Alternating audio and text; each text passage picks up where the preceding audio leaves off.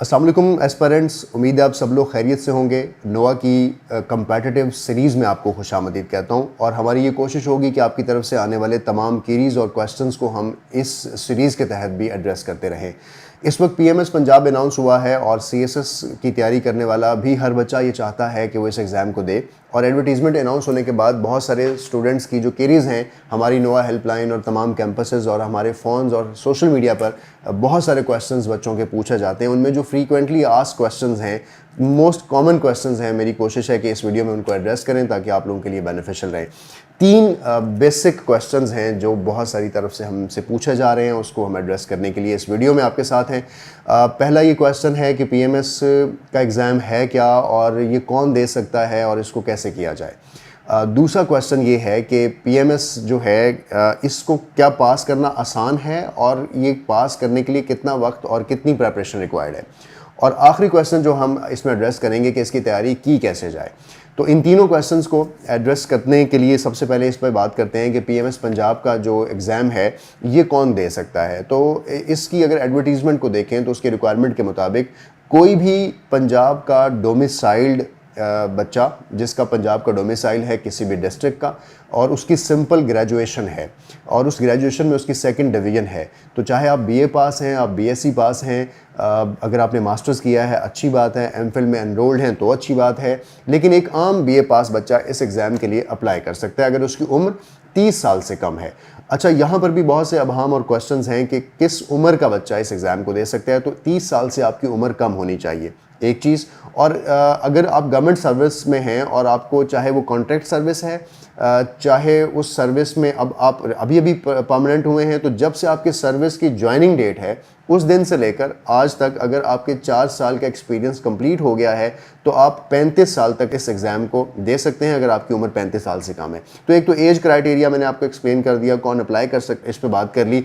अब हम इस तरफ आएंगे कि क्या इस एग्ज़ाम को पास किया जा सकता है। और जो अभी एडवर्टीज़मेंट आई है उसके मुताबिक ये एग्ज़ाम जो है अभी तक हमारी असेसमेंट के मुताबिक ये एग्ज़ाम मई में या जून के एंड और मिड तक ये हो सकता है। तो अगर हम देखा जाए तो टेंटेटिवली इस एग्ज़ाम के लिए 3 से 4 महीने का टाइम हमें मिला है और इस एग्ज़ाम की तैयारी को क्या 3 से 4 महीने में कर सकते हैं।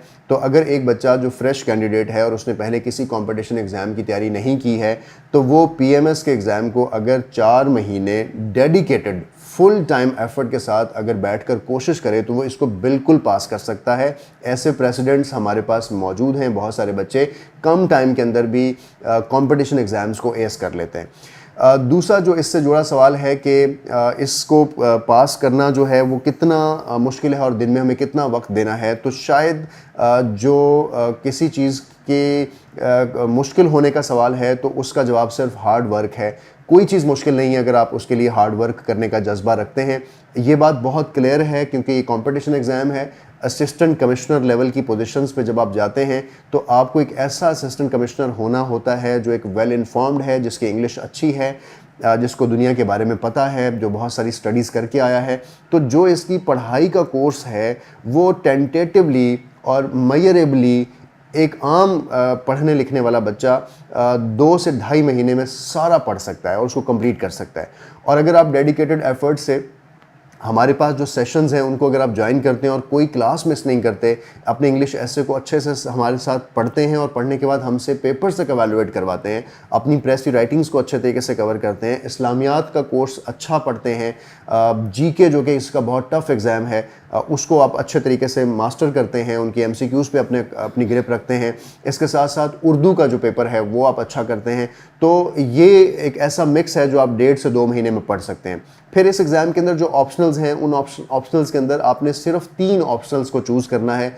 मोस्टली जो बीए के आपके सब्जेक्ट्स हैं, आपके मास्टर के सब्जेक्ट्स हैं, कोई एक आधा सब्जेक्ट आपका वहाँ से अटैच हो जाएगा आपके साथ और 2 ऐसे आसान सब्जेक्ट्स आपने चूज़ करने हैं जो कि पीएमएस के अंदर बहुत सारे हैं जिनके अंदर से आप अपने सब्जेक्ट्स को चूज़ कर सकते हैं और उनको कम वक्त में 15 दिनों में या 20 दिनों में उसको आराम से तैयार कर सकते हैं। ऑप्शनल्स के ऊपर भी मैं थोड़ी सी बात करूंगा ताकि आपको हेल्प हो जाए, क्योंकि आपने अप्लाई करना है तो उनमें आपने जो ऑप्शन चूज़ किए हैं उनकी तैयारी के लिए आप क्या कर सकते हैं। तो मेरे एनालिसिस और जो एफपीएससी की रिपोर्ट्स के एनालिसिस के मुताबिक और कंपटीशन एग्जाम्स में सीएसएस के एनालिसिस के मुताबिक 40% बच्चे जो हैं वो एक आम बैकग्राउंड के साथ बीए स्टडीज़ के साथ इन एग्ज़ाम्स की तरफ अगर आते हैं और डेडिकेटेड टाइम देते हैं तो वो इस एग्ज़ाम को 4 से 5 महीने में आराम से कवर कर सकते हैं। 4 से 5 महीने का वक्त हम सीएसएस के लिए इसलिए रखते हैं कि वहाँ पर सब्जेक्ट्स की तादाद ज़्यादा है और पीएमएस के अंदर सब्जेक्ट्स की तादाद कम है, तो आपको इस एग्ज़ाम के लिए ज़रूर अप्लाई करना चाहिए। बहुत सारे बच्चों को इसकी गाइडलाइन नहीं होती है, डायमेंशंस नहीं पता होती हैं, कहाँ से स्टार्ट किया जाए इस बारे में नहीं पता होता, तो शायद वो इस एग्ज़ाम को एस नहीं कर सकते। अब हम लास्ट क्वेश्चन की तरफ जाएंगे कि इसकी तैयारी कैसे की जाए। तो सबसे पहले तो तैयारी का मरहला जो है उससे पहले का एक मरहला है कि आपने जो ऑप्शनल्स का इंतखाब करना है वो कौन सा करना है। तो अगर इस वक्त आप ऑप्शनल्स की लिस्ट देखें तो इस ऑप्शनल्स की लिस्ट में आपको बहुत सारे ऑप्शनल्स की रेंज है जहां से आपको 3 सब्जेक्ट्स का इंतखाब करना है ताकि आप अपने 600 नंबर्स पूरे कर सकें। अगर हम पहले ग्रुप की बात करें तो उस ग्रुप के अंदर पब्लिक एड एक ऐसा सब्जेक्ट है जो किसी भी बैकग्राउंड के बगैर आप रख सकते हैं। इसी तरह ग्रुप बी के अंदर जो सब्जेक्ट्स हैं ये मोस्टली वो बच्चे रखेंगे जिन्होंने इसमें मास्टर्स किया है। ग्रुप सी की अगर बात करें, ग्रुप सी सिर्फ उन बच्चों के लिए जिन्होंने इसमें मास्टर्स किया हुआ है, उसके अलावा इसमें से कोई बच्चा कोई सब्जेक्ट ना रखे। ग्रुप डी के अंदर आप ज्योग्राफी रख सकते हैं, जियोलॉजी, केमिस्ट्री और फिजिक्स, ये 3 ऐसे सब्जेक्ट हैं जो सिर्फ वो बच्चा रखे जिसने इनमें मास्टर्स किया है। इसके अलावा अगर हम बात करें ग्रुप ई की तो यहाँ से आप सिर्फ पॉलिटिकल साइंस का सब्जेक्ट रख सकते हैं जो आप बगैर बैकग्राउंड के पढ़ सकते हैं। मैथ्स कम्युनिकेशन दूसरा सब्जेक्ट है जो आप बगैर बैकग्राउंड के पढ़ सकते हैं।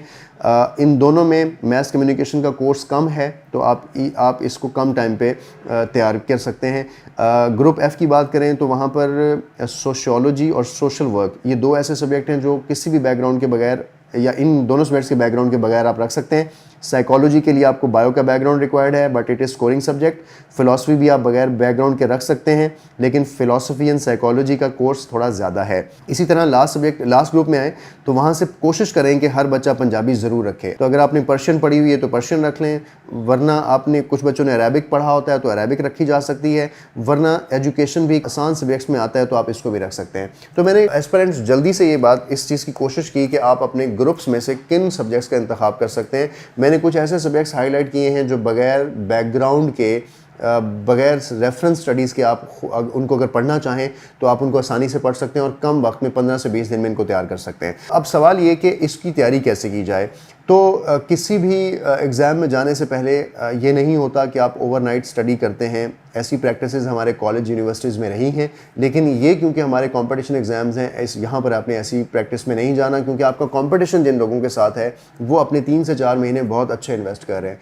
तो पहली चीज़ तैयारी के लिए कि आपने अपनी सब्जेक्ट्स का, ऑप्शनल सब्जेक्ट्स का इंतखाब करने के बाद अपने कंपल्सरीज़ की बुक्स की तरफ जाना है और कोशिश करें कि इनकी रिकमेंडेड बुक्स जो हैं उनको स्टडी करें।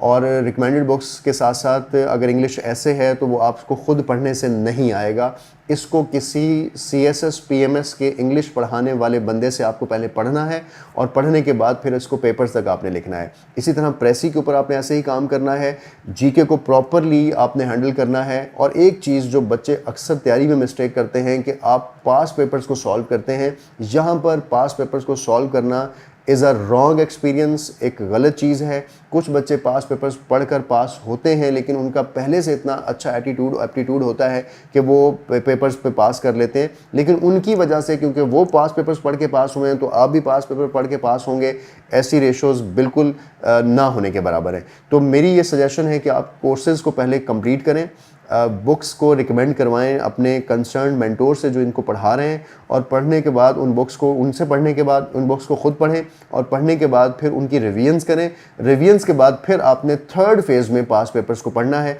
ताकि पास पेपर्स में आने वाले एंगल्स को भी आप डिस्कस कर सकें।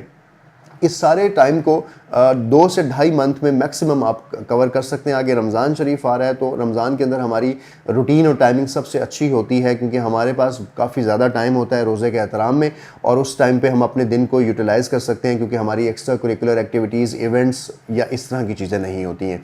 तो हमारी कोशिश थी कि पीएमएस के मुतालिक जो जर्नल क्वेरीज़ हैं ऑप्शनल्स को लेकर या आपकी प्रेपरेशनल मैथडोलॉजीज़ को लेकर उसको आपने कवर करना है। एक जो last cheese for the CSS students वो ये कि जो CSS के बच्चे हैं, दो चीज़ों के उनके लिए न्यू होंगी, एक जीके का पेपर और एक उर्दू का पेपर।